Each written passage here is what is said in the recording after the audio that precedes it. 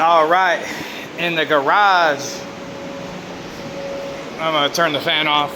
No editing. Y'all gonna get it raw. You know what I'm saying? So, update for the small block. Mainly this video is gonna be for Ernie. If your name's not Ernie, you watching the progress of what we got going on. So, this is a 351 Windsor, but you can see here, this motor is the 40 over. But just by briefly looking at this side, you can see this side, the top of the pistons are black. This gasket is burned in a little bit more. But for some reason,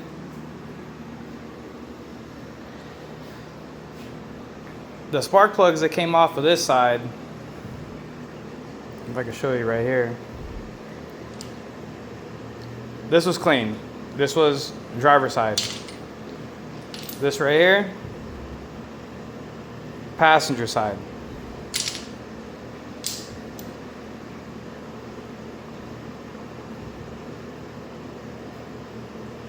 So one side was running crazy rich, one side was running just about right, as you can see right here. These are just black and fouled out, had fuel even going through it. So before this goes to the machine shop, because what this motor was doing was running hot. It even ran up to 280, 300. So we need to make sure everything's round. If anything's oblonged, which I don't know, we'll see. We may have to go a little thicker. I think 40 is probably the limit. I don't really know if machine shops will suggest us going to 45 or 60 over. I think that's cutting way too much into these walls right here, because then we'll run into an issue where we have to re-sleeve the block. And at that point, you're kind of at the whim of how much money do you want to put into the block that you have here. But if everything comes out fine, needing just a little bit of a cleanup, maybe 5 thousandths over. I don't know. Maybe we can make it up with a ring gap. Maybe not. That's for the machine shop, because that's not my forte. This is a flat tapping motor.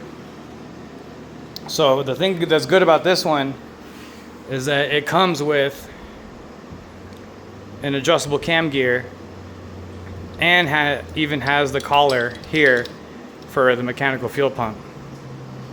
So we got a little bit of play in this. This, I believe, has an RV cam in it from the motor that it was pulled out of. And it's a double roller. So we got a big mix-up of stuff going on right now. This motor will go into a S197. So that's why I have the oil pan off. We are going to need a different oil pan. This oil pan is going somewhere else that you'll see later, right? So I have the oil pan and the pickup. You can see a small block Ford has the oil pump in the front, and the pickup doesn't look too dirty at all, really. The only thing I see with the pickup is right here. I guess there's a stud missing off of the main cab bolt. But that ain't moving around. You can see right there, I think there's a stud that's supposed to be there. Oil pickup is clean. Oil pump, it looks like it just had a little bit of moisture on it, and there goes the stud. Filter, whatever, it's beat up, but this motor got to get ran through. Pause, chill. It has to get looked at. What we're gonna do is I'm gonna contact the machine shop that I have here, locally here in Dallas, to make sure that everything is straight, make sure we got a good deck surface, make sure nothing is crazy out of whack, magnaflux the block, make sure we don't have anything crazy. So if we go back to my list, engine, hone, deck, magnaflux, assemble. So that's all stuff that I can't do here in the garage. I could run some dingleberries through it and make sure everything's fine, but being that this motor ran hot, I want to make sure that there's no hairline crack somewhere that I don't know about as to why this motor was running hot. There was a theory that I had that maybe the head gaskets were backwards. I try to figure that out. It's not, it doesn't seem like the case. You can see here, gasket's really burned in.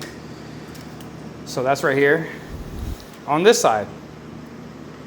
And as it appears, a lot of the calcium deposits seem to line up with this one, with this orientation of the gasket. And I know for sure because if you look back on the old video that I had, this is how it was oriented. If I could freaking put this on, I need a cameraman at this point. If someone wants to be a cameraman, let me know. Sanchez, I think I'm gonna hire you, okay? I need you, all right? I need somebody.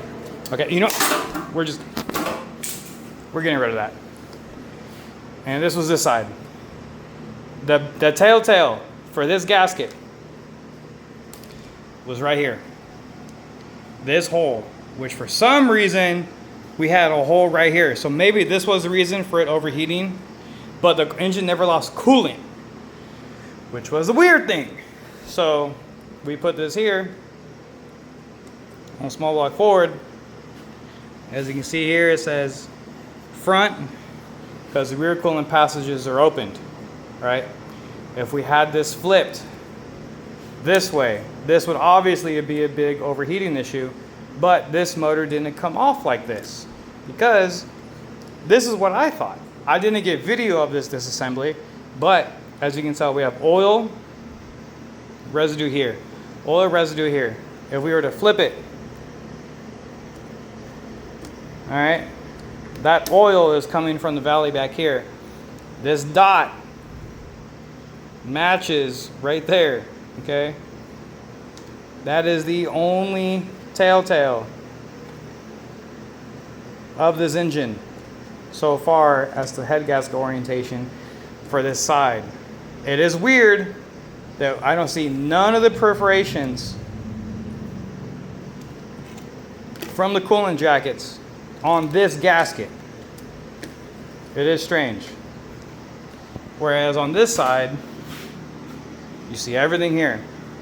So this is just a little bit of an update for the small block Ford. I did, upon disassembly here, more cracking. Like when you crack a bolt loose from this side. So there is another small block Ford project that Ernie will see for a 408 Windsor, if he knows what's going on with that, because the oil pan that is on that one